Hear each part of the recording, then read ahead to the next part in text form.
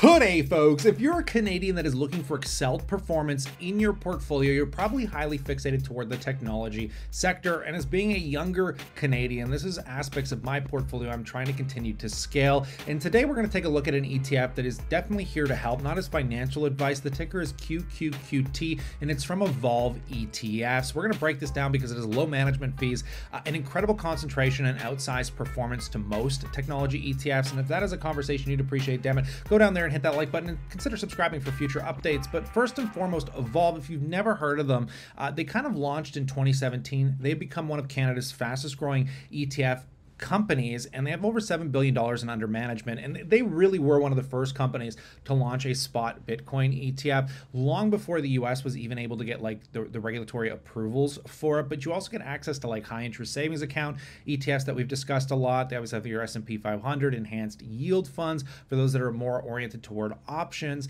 And I really want to dive into this because I find it utterly fascinating that their QQQT ETF is outperforming a lot of NASDAQ oriented ETFs because they're taking just the technology companies. If we read into this, QQQT seeks to replicate to the extent reasonably possible and before fees and expenses the performance of the NASDAQ 100 technology sector adjusted market cap weighted index or any successor thereto. Now, the index consists of a sector of securities from the NASDAQ 100 index, which must be classified as technology companies, right? Because again, the NASDAQ has a variety of companies, which we're going to do some comparables, but you can see that there's about 41 holdings in this ETF. And before we take a look at the actual holdings themselves, I just want to show you the overview here because it really kind of goes to show that the management fee is surprisingly low at about 0.25%.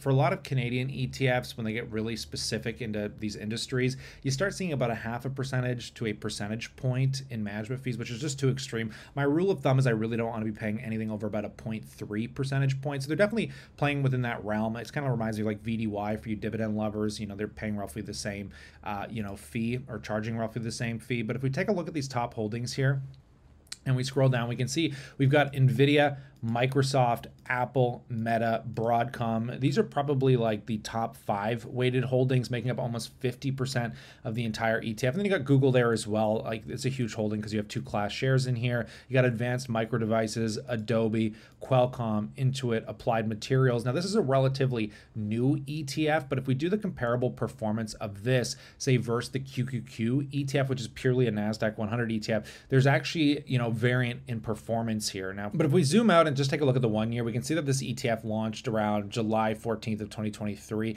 And even though it launched later, look at the growth that the QQQ ETF had before this launch, because again, it's the time frame of a year. I can't get it to line up perfectly on this time frame, but you can see the Qs were crushing it, and this technology-focused ETF caught up relatively in a very short period of time. It's just that, technology is obviously the fixation of growth. It's where the highest margins are, software, especially when you look at things like Microsoft, Google, especially after those earnings, right? So I love kind of getting this kind of exposure, and I found this ETF to just be something that is worth definitely paying attention to. And I like that they kind of show these comparable differences for performance because they got the NDX top 10 index weight, which has Microsoft, Apple, NVIDIA, Amazon, Tesla, Meta, Alphabet, Broadcom, and Pepsi, whereas this one is weighting NVIDIA, again, Apple, Meta, Microsoft, Broadcom, Alphabet.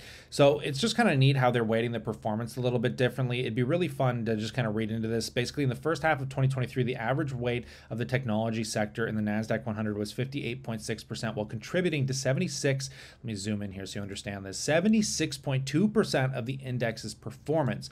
On a trailing 5-year basis, its average weighting was 55 versus 69.4 of the index performance, and on a trailing 10-year basis, its average weight was 52.9% versus 64.8% of the performance. Thus, not only has the basically tech's representation in the NASDAQ 100 grown on a weighted basis, but his relative contribution to the performance has steadily increased as well. With the rise of artificial intelligence as a major new secular growth driver, the NASDAQ 100 companies that make it into the basically NDX 10 are unsurprisingly major beneficiaries, whether it's developing the hardware needed for obviously to perform intensive computing to train these AI models, or basically providing the cloud infrastructure platforms to do the same. And we're talking about all these tech companies here, or developing, investing in the leading generative AI interface, which, you know, obviously, again, big tech companies, the leader in the theme, are all represented in the NDX 10 and well positioned to benefit from multiple new growth opportunities. Meanwhile, Meta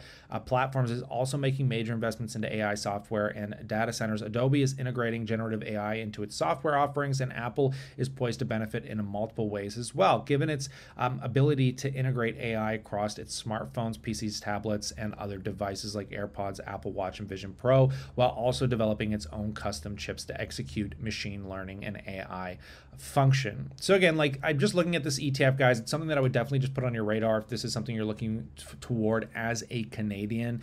It's just nice that Canada's ETF sector is finally evolving and actually outpacing the US, I think, when it comes to a lot of these secular focus, from crypto to high interest savings, because I don't even think in the US they have a lot of high interest savings ETFs. So I really like this, and I pass the question off to you. I want to know what you think in that comment section below. Evolve ETFs did sponsor this video, but I believe it is actually a truly great product. But I'd love to know what you think, again, in that comment section below.